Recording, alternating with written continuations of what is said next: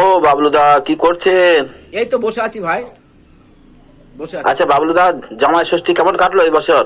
না রে ভাই, এবারে আমাদের বাঁকুড়া জেলায় জামাই ষষ্ঠী হয়নি রে ভাই। কেন হয়নি বাবলুদা?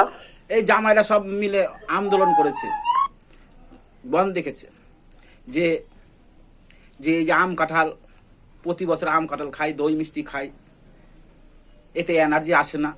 আমাদের একটা করে 750 টাকার মদ দিতে হবে প্রত্যেকটা জামাইকে জামাই ষষ্ঠীর দিনে। এই যদি না পাই শ্বশুরবার থেকে, আমরা জামাই ষষ্ঠী করবো না, এই বলে আন্দোলন করেছে, ধর্মঘট করেছে, কোনো জামাইরাই আসে নাই। তে যাই, এটা একটা ফয়সলা হয়েছে, শ্বশুররা মেনে নিয়েছে।